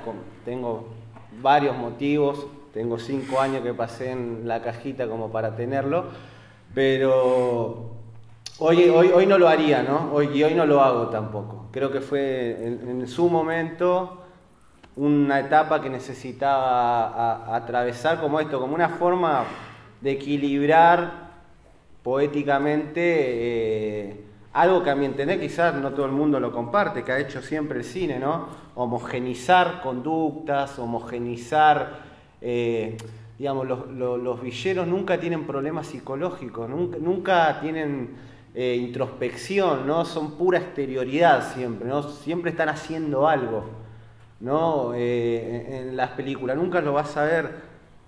¿Viste? Todas esas virtudes que les ves a los personajes que pertenecen a otra clase social, ¿no? Tienen interioridad, tienen profundidad, tienen ambigüedad, tienen contradicciones, ¿no? Eso tienen. Entonces la película se mueve en la contradicción del personaje que ama o no ama, si se va de la casa o no se va. En cambio, para ciertos sectores, no. No, pura exterioridad, acción. ¿No? Acción, reacción, acción, reacción. Nunca hay abismo, nunca hay medio, ¿no? Y en esa línea intenté también trabajar en las películas que están concentradas en la villa, por decirlo de alguna manera. Sí. Yo tengo una pregunta. Sí. César. Mira, quiero compartir con vos este día que desde que aquella vez que no pudiste venir tenemos muchas reuniones a las que no logramos llegar con César. ¿Qué es esto? Mira, te voy a hacer así la pregunta. ¿Fuiste alguna vez a hacer un trámite al Inca? Estoy con Atenas, es una película que hice con el Inca hace 5 años tratando de estrenarla y todavía no pude. Del Inca a tu casa, ¿cuánto demoras? ¿Cuántos kilómetros hay más o menos? 30 kilómetros. Bueno. ¿Cuánto demoras en llegar a tu casa? Y 2 horas más o menos. Transporte público, con suerte, andando todo, si no... Sí. 2 horas en otro momento quizás. ¿Y cuánto te cuesta? Y no sé, aumentó el boleto ayer, cada vez cuesta más caro, Bueno, mira, yo en mi casa, desde el Inca, tengo 12 kilómetros, llego en... ¿Lo que me dijiste es hora pico o no es hora pico? 2 horas. No, en hora pico se pone un poco más heavy. 3 horas. Ponele, sí. Yo 12 kilómetros, hora pico, 25 minutos, 180 pesos. Si vos tenés que filmar la escena de un personaje va al Inca y vuelve a su casa. Es una película, sí. ¿Cuántos planos tenés? Y bastantes. Bueno, yo creo que lo puedo resolver, bueno, por supuesto, los dos podemos resolverlos con infinidad de elipsis, pero si nos sometiéramos a las mismas elipsis temporales, yo con 4 planos lo resuelvo. Y me pasó poquísimo en el viaje, probablemente. Digamos, voy con el taxista, puede que tenga un diálogo, puede que la radio esté muy fuerte, le pida que la baje, o al revés, le pida que la suba. Pagué, esa suma de dinero no me representa un conflicto muy grande. A mí me parece que hay algo en la narrativa que tiene que ver con la experiencia de cada uno que podría concentrarse, simplemente concentrándose en el espacio-tiempo y en el esfuerzo el tiempo pretérito que necesitas para en ese espacio-tiempo concretar algo, esfuerzo pretérito, llamemos ese dinero que tenemos en el bolsillo, que es la clave de lo que imposibilita a veces que yo pueda ir y filmar en la villa y hacerme la canchera y hacerme la que entendí. Sin pensar, digo la villa o digo el personaje villero. Porque cuando pienso en ir del Inca hasta mi casa, mi cuerpo tiene una experiencia muy concreta y muy experimentada de cuánto tiempo, cuánto me lleva, cuánto cuesta, la comodidad, incomodidad. O sea, físicamente tengo una experiencia muy concreta de eso.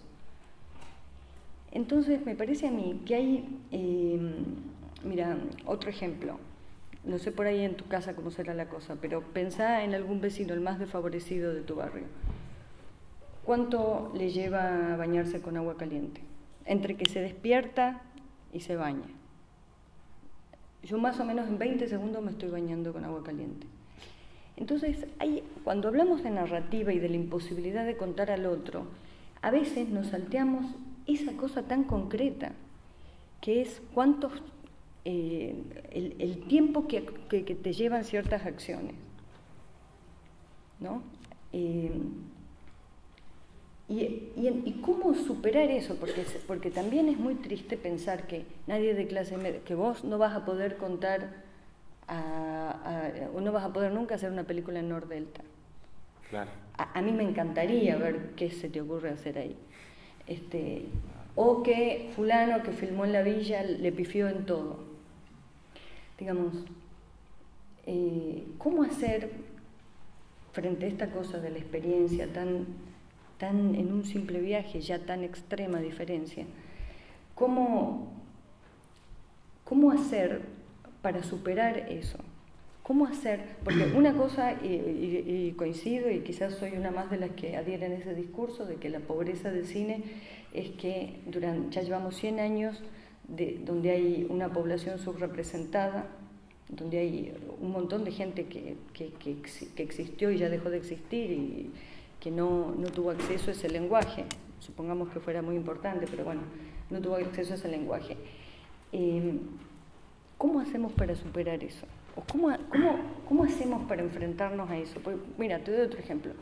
Una directora brasilera blanca se le ocurrió hacer una película que es un viaje de una mujer negra que vuelve a África. Y yo le dije, y encima una polaca, y yo dije, ay no, Dios, hija, te metiste en la peor. Más ahora que el movimiento de los directores y directoras negros en Brasil está muy fuerte y ya no se bancan ni un poquito la mala representación o la subrepresentación porque no tienen acceso al discurso. ¿Cómo hacemos?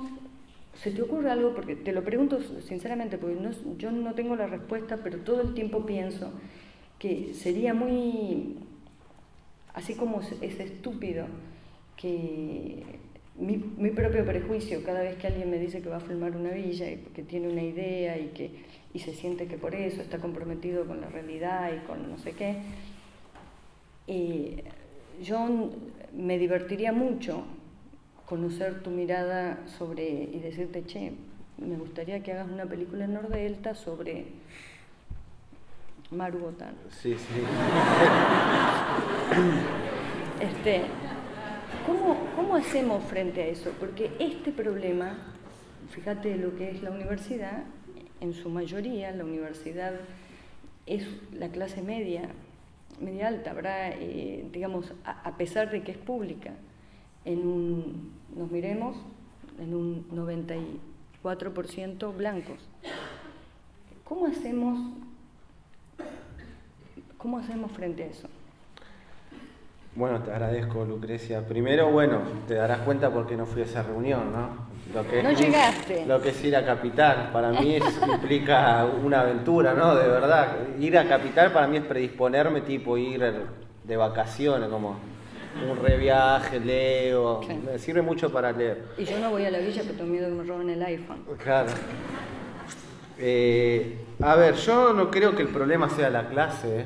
Yo no creo que el problema sea la clase, el problema pasa por la percepción, quizás una palabra que no es tan artística, que es la sensibilidad, ¿no? Porque como sensibilidad, ¿no? Como que el arte tiene que ser duro, ¿no? Y sensibilidad y ternura como no es tan artístico, ¿no? Yo creo que necesitamos eso. Yo cité La tierra trema de Visconti, que es una película sobre pescadores sicilianos, que a mí me dicen, la hizo un pescador siciliano y creo, yo compro. Y la hizo Visconti, un aristócrata. Lo que sí, porque he leído libros sobre cómo se hizo La tierra trema, Visconti no fue ahí y dijo, bueno, acá vengo a hacer mi película. Puso el oído bastante tiempo. Yo creo que en esto hay también mucha vagancia, ¿no? Está el estudiante de cine y dice, mi tesis es el guión sobre una peli de la villa y mañana la hace. No investigó, no fue a hablar con la gente o habló poco y ya la tiene la película. Tampoco hay mucho trabajo tipo, no sé, un antropólogo que para ir a una comunidad tiene que vivir en la comunidad, el buen antropólogo, ¿no? Pasar mucho tiempo a anotar y después recién quizás saca un libro o publica su investigación. ¿Pero pensás que es suficiente? No es suficiente, pero creo que hablando en lo concreto de lo que pasa hoy, veo que pasa eso.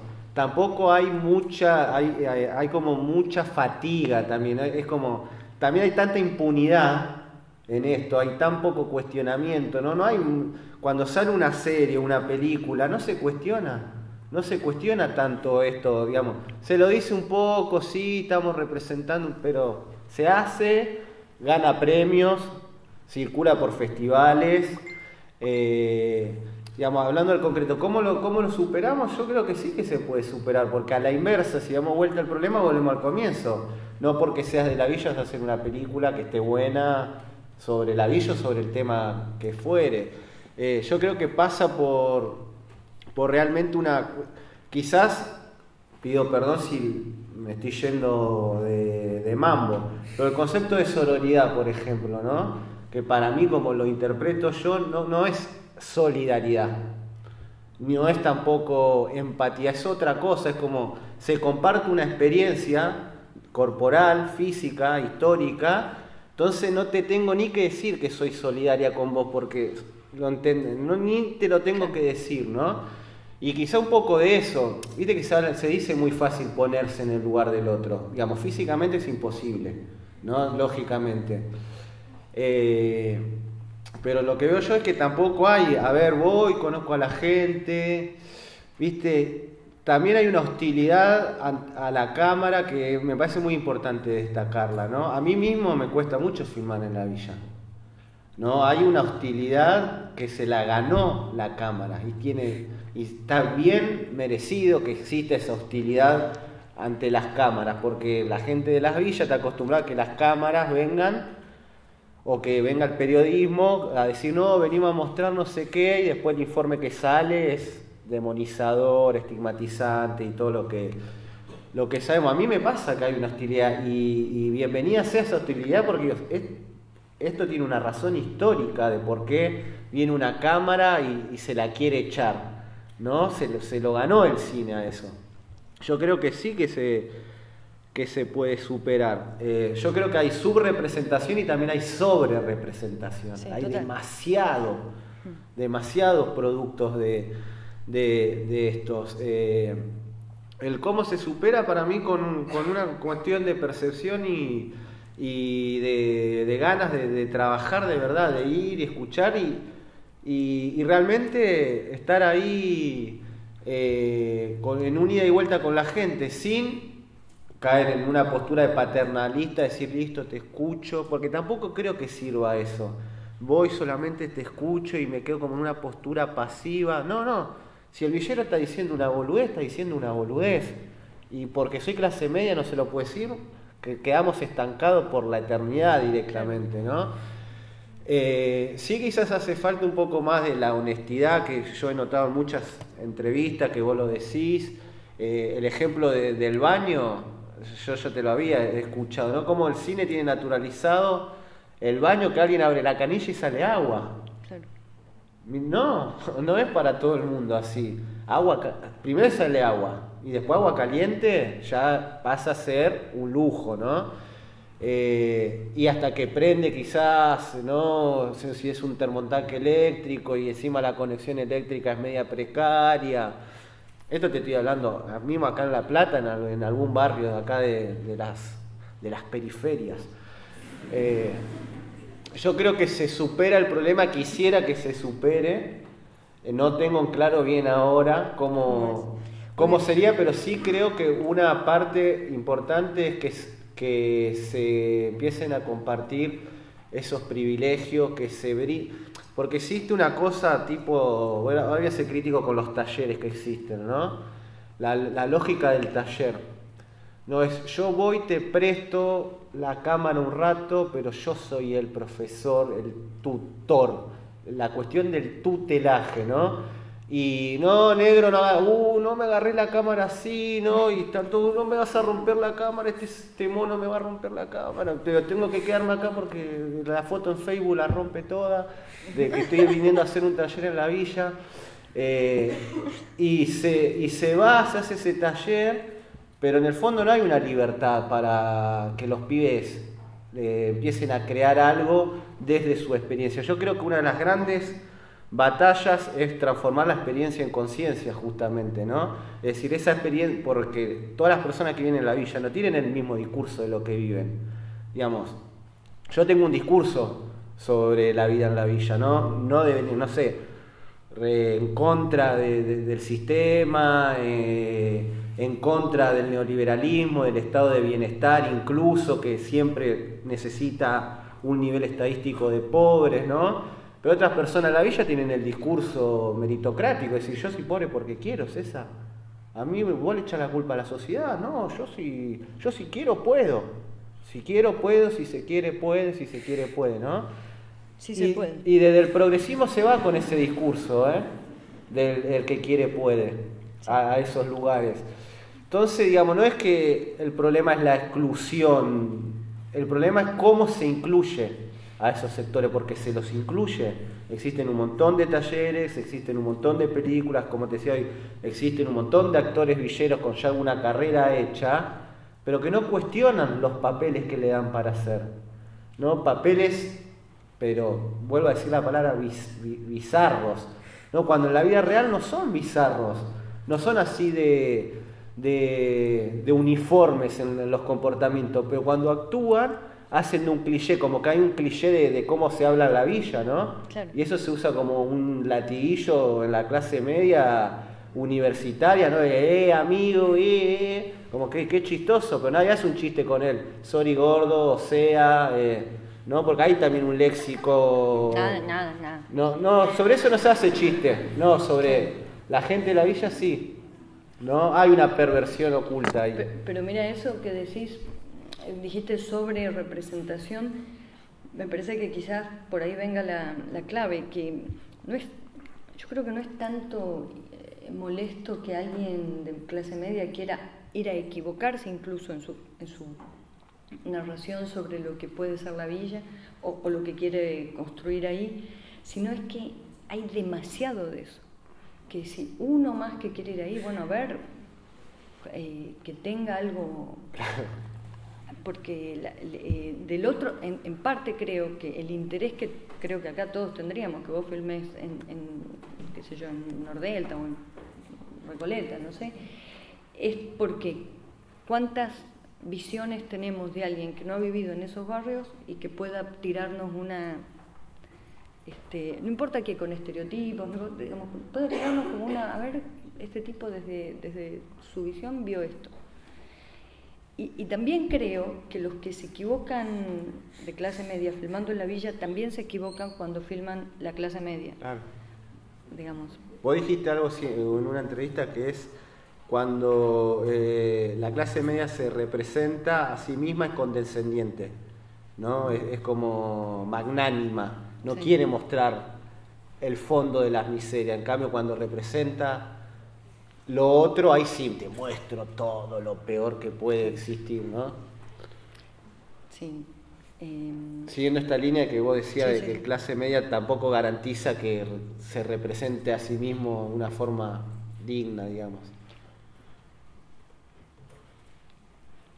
No, lamentablemente me toca ser el malo, estamos ya medio llegando al final, pero bueno, no sé si en principio quieren hacerse una pregunta más o algo que les haya quedado pendiente, si no, preguntas del público, si les parece. O pensar unos instantes, Agustín, ¿vos querés? Yo quería decir una cosita. Por ahí pensando en las películas, quería preguntar, porque veía esta cuestión a la hora de armar un relato, ¿no? Y de poner un punto de vista que también se estaba hablando.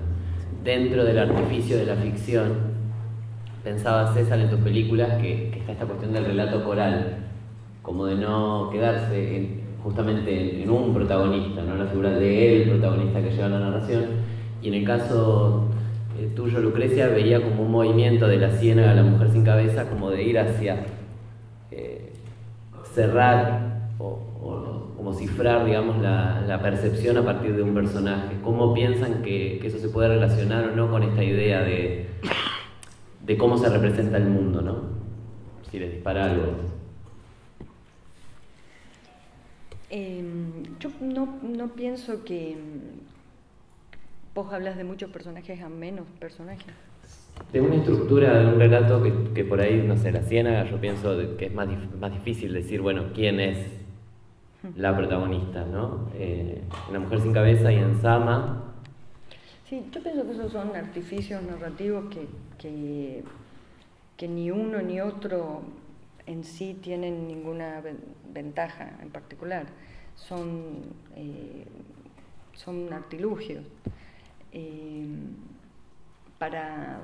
Te doy un ejemplo, para mí Sama está construida como procedimiento de trabajo, digamos, más allá de lo que quizás te haya parecido, está construida justamente como la percepción de los otros, como si Sama solamente pudiese acceder al mundo a través de los otros, no tuviese una forma directa de relacionarse. Podría, uy, qué abstracto eso.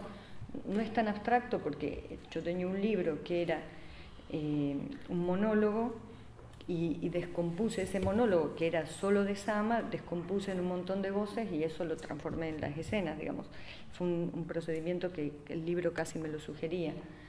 Pero creo que los artilugios narrativos para mí son, digamos, son artilugios, son sistemas para armar el artificio, pero no creo que en eso esté el peso de hacia dónde va toda la película. Creo que define algunas cosas, pero un poco superficiales. No, y bueno, yo siempre usé personajes colectivos, por decirlo de alguna manera, pero me lo fui encontrando en el montaje, es la realidad. Quizás partí de la idea diciendo, bueno, va a ser sobre este personaje jovencito, Alan, de la villa, pero bueno, después fui filmando, acumulando y en el montaje se fue dando. Es una manera también de tratar de romper con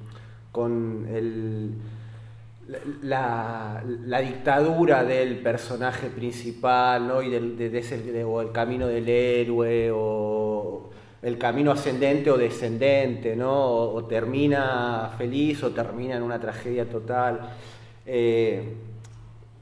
Porque me interesa también como espectador eso. Ahora, volviendo un poco a la cuestión anterior, también volvamos a lo que hablábamos antes, ¿no? La cuestión de la identidad. ¿Qué es la identidad? ¿Y qué sería la identidad villera, no? ¿Qué sería mostrar la villa? ¿Qué sería? ¿Y qué sería la identidad villera? Que se comen las heces, escuchan cumbia. ¿Qué sería, no? Que es algo que salió en el anterior número de Pulsión, ¿no? Sobre lo popular. ¿Qué sería lo popular? Es una cuestión cuantitativa, cualitativa. Yo me ponía más del lado de tratar de buscar lo cualitativo, prefiero decir es cuantitativo. Popular es mucha gente, una multitud, ¿no? Multitudes diversas, justapuestas, heterogéneas, pero también vuelvo a otro ejemplo, ¿no? Bueno, el acorazado Potemkin de Einstein. Einstein no era ningún proletario, ¿no? Y sin embargo, volvemos atrás, Homero. Pero vaya a saber cómo los proletarios de esa época vieron esa película. Capaz que le pareció tan enrarecida como a vos te puede parecer No, Ciudad de Dios. Supuestamente les gustó, ¿no? Porque en esa época también era... tenías que gustar Einstein porque no te financiábamos otra película y le financiaron Octubre, que es la película más cara aún hoy entre la Unión Soviética y Rusia, es la más cara. Una película para hablar de la revolución proletaria, carísima. Yo creo que sí se puede. No sé, a mí me parece que no pasa por ahí el tema a ver, a veces sí tiene que ver con la clase y a veces no. No, en ciertas películas, digo, ahora que ya hice mierda 80.000 veces a Ciudad de Dios, en Ciudad de Dios sí es el problema la clase, evidentemente es la clase del director, ¿no? Porque encima que hizo esa película, él circuló por el mundo, habló, ¿no? Y contaba él la favela. Eso me parece que ya es pasar un límite, como que siempre hay para no terminar ni en un costado, ni en el otro, ni en un extremo, ni en el otro. Eso es lo interesante para mí.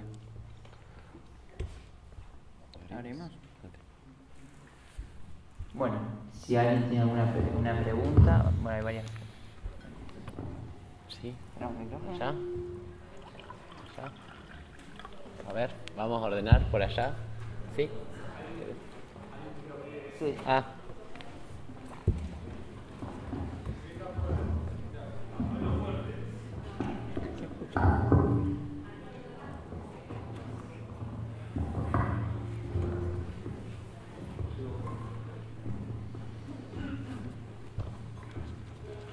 A mí lo que me interesaría preguntar es cómo piensan Lucrecia y César, si es que lo piensan de alguna forma, el tema del silencio y la escucha, los digo los dos, y la lentitud a la hora de filmar.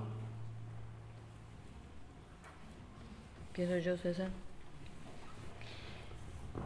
Mira, me da un poco de vergüenza decir algunas cosas porque siento que ya las dije en YouTube. Y siento un poco de vergüenza de verdad, pero voy a tener que repetir lo mismo. Me parece que en el cine, el silencio, a partir de que todas las experiencias de cine son de cine sonoro, el silencio obviamente es una convención, porque si vos en tu película realmente llegás a cortar la banda, la percepción que va a haber en la sala es de error técnico, no de, qué momento de silencio, ¿no? Es un momento que alguien se va a levantar para ver qué pasó. El silencio, entonces, me parece a mí que la definición más práctica de silencio en el cine es la ausencia de lo que uno espera. A veces, si agarrás la escena más silenciosa que te acuerdes y la volvés a escuchar, es posible que en la banda haya una infinidad de sonidos. Simplemente falta algo que vos pensás que correspondería o que esperabas que pase. Entonces, el silencio, como tantas cosas en el cine, es una traición a una expectativa. Y eso es tremendamente útil. Creo que finalmente de lo que se trata narrar es de administrar las traiciones. Y entonces, cómo eso, digamos, y qué es la escucha en el cine. No sé exactamente, ¿te referías a un personaje que escucha o a qué te referías? Creo que está un poco relacionado con lo que estabas diciendo, en el sentido de la relación entre silencio y escucha es casi inevitable, ¿no? Claro. Para mí. El otro elemento que ligaba con esto era el demorarse o la lentitud. Eso. Y demorarse en la lentitud a veces es que yo a veces siento que pienso lento y que en la lentitud pienso y a veces en la velocidad no pienso y muchas veces me doy cuenta que en la escena se me alarga porque mientras estaba filmando no veía que suceda y después me veo obligada. No me parece ni un valor ni una falta de valor. Creo que en esto no sé si va para ese lado, creo que muchas veces es un vicio que se asocia con contemplación, ¿no? El momento contemplativo pero también creo que así como esto, ¿no? Un viaje que dura 3 horas, un viaje que dura 25 minutos, y por encima de esas dos experiencias humanas hay un concepto acerca de cómo se filman las cosas, que es muy interesante para pensar porque después en el montaje se refleja en cada corte que uno hace. Si de la acción de tomo agua, esto también debe estar en YouTube, de la acción de tomo agua, ¿qué momento de me sirvo, levanto el vaso, trago el agua, dejo el vaso? ¿Qué momento de todo eso, de esa continuidad, refleja mejor la idea de tomar agua? Todos nosotros estamos súper entrenados en qué acciones ya nos dan un cierto sentido. Digamos, por suerte ya está bastante superado, pero antes ya sabíamos que 2 personas se empezaban a besar en la cama y después iban a estar fumando y iba a faltar algo en el medio. Hay como unas prescripciones que son tremendamente normativas y que cumplirlas te libera de la percepción de lentitud del espectador. Pero quizás la película fue muy dinámica y el vacío es absoluto. Entonces la velocidad para mí tiene que ver con una experiencia del espectador, no con algo de la película. Y esa experiencia del espectador puede suceder en una toma lenta o puede suceder en una sucesión de planos muy vertiginosos. Creo que la normativa a veces es la que está gobernando esas expresiones que se hacen sobre el cine, sobre es lenta la película por ejemplo, esas películas de Nolan, que para mucha gente se divierte mucho y para mí son un fastidio tremendo, y no porque me hago la loquincha cine de autor, sino porque me fastidian, porque no me llevan a ninguna idea que no sea una idea que ya conozco, o que siento que no me agrega nada sobre incertidumbre sobre la realidad. No, bueno, yo coincido y reivindico el silencio en el cine porque también lo reivindico un poco en la vida, ¿no? Hablamos demasiado. No estamos todo el día hablando, whatsappeando, mandando mensajes de voz ahora, ¿no? Como que tenemos una pulsión al habla, pero tremenda, y bueno, el cine puede consolarnos y llevarnos a lugares que en la vida quizás no nos animamos, pero que el silencio no necesariamente coincide, es ausencia de ruido, es ausencia de voz, sino que es sonido también, es una música, otro tipo de música, y coincido también que la lentitud no tiene que ver con la duración. Lo importante para mí que tiene el cine es que no hay regla general, no hay ningún absoluto, y se puede hacer cualquier cosa, y que el espectador intuye cuando se lo quieren como mostrar como un bien en sí mismo a la lentitud, ¿no? No digo que tiene que tener un fin o un objetivo, pero se nota cuando obvio que siempre es un artificio, pero como cuando encima el artificio está hecho de una forma muy, ¿cómo decirlo? ¿Cómo? Sí, no sé si es eso. También es interesante todo lo incognoscible que tiene el cine para mí, ¿no? Lo irracional, lo que no se pueda traducir en palabras, justamente. Sí, hay que hacer una más. Perdón, me está dando la luz de frente y no veo nada. Allá hay una compañera allá. Dale.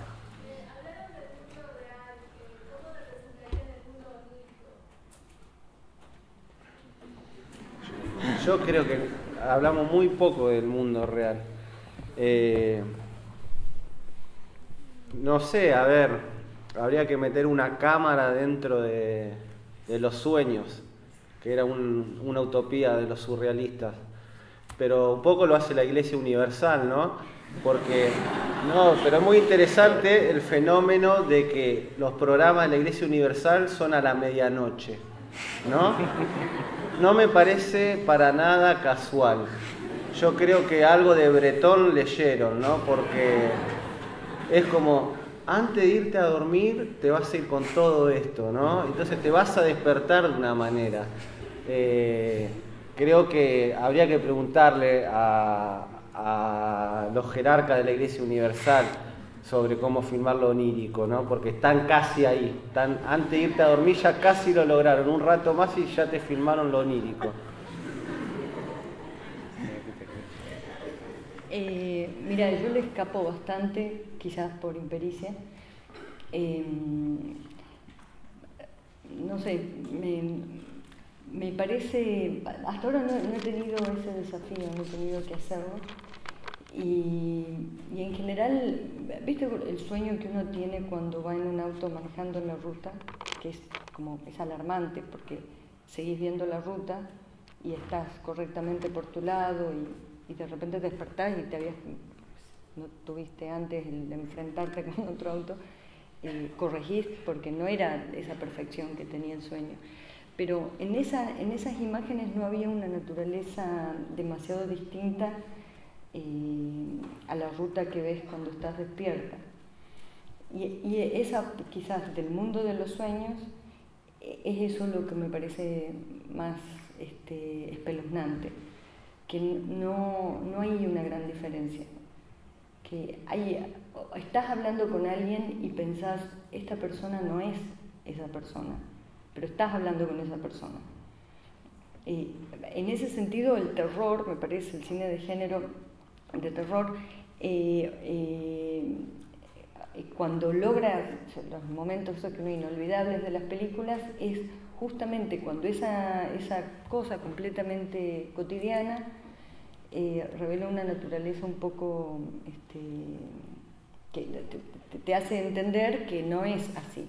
Bueno, David Lynch es como permanentemente hace eso, ¿no? Que un personaje te diga, yo estoy en su casa ahora, ¿te acordás de Lost Highway, que un personaje dice, te llama en su casa, y el tipo llama y atiende la voz de ese hombre. Y eso es lo que me parece interesante, que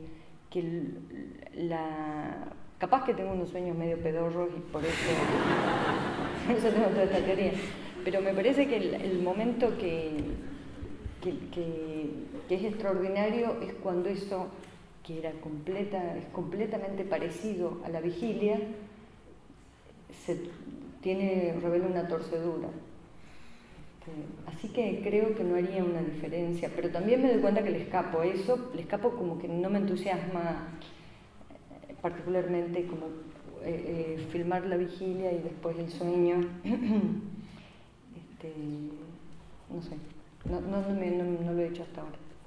No, yo quiero decir algo, ¿no? A partir de tus películas, que a mí me generan como una cuestión onírica, como una cuestión casi metafísica, cuando no hay ningún elemento en concreto, más allá del sonido, de la perfección del sonido que tienen tus películas, pero en el peso que va a tener, tiene un peso la narrativa, un peso material específico, material, no sé cuántos gramos serán, pero me genera como un viaje, ¿no?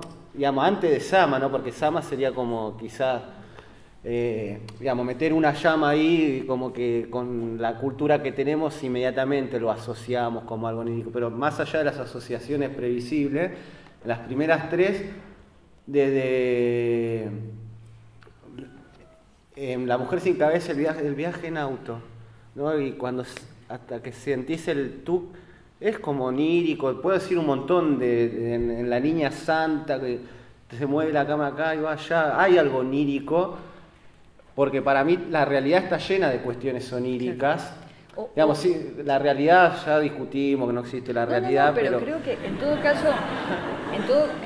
caso me parece que es eso, que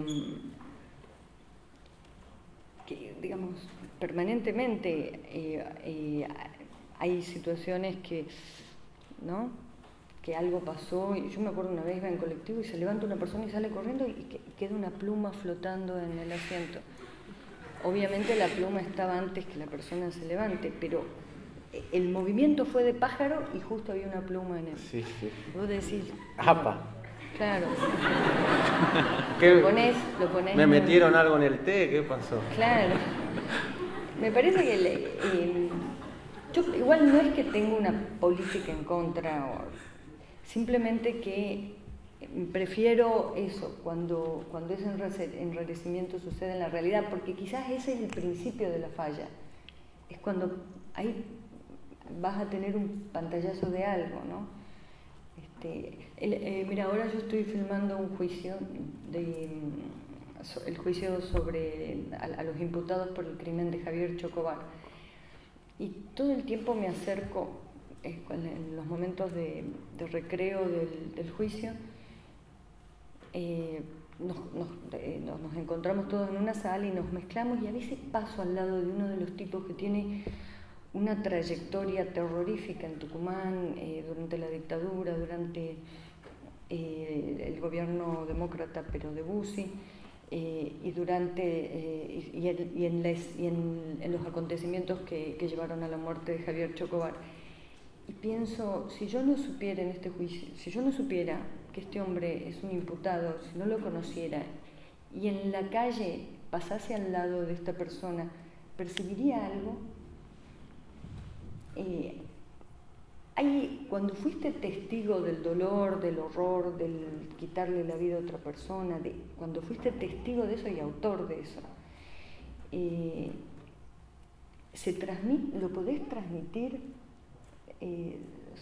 Uno podría percibirlo, digo, si estuviéramos, viste que hay muchas series, me parece que es como esas personas muy sensibles que descubren los casos porque ¡pum!, se ponen al lado de alguien y unas imágenes, ¿no? Y yo digo, y a veces he escuchado gente que tuvo un escalofrío sin entender por qué, y a veces se pudo resolver eso y descubrió, y a veces simplemente eso pasó y no pudo llegar a ver en cómo se desenvolvía eso.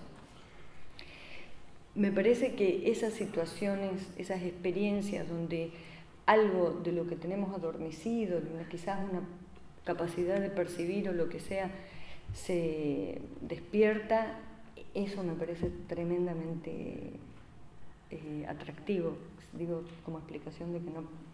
Tampoco tuve nunca un sueño de volar, por ejemplo. Debe ser esa la explicación. Bueno. Les agradecemos mucho y damos por finalizado.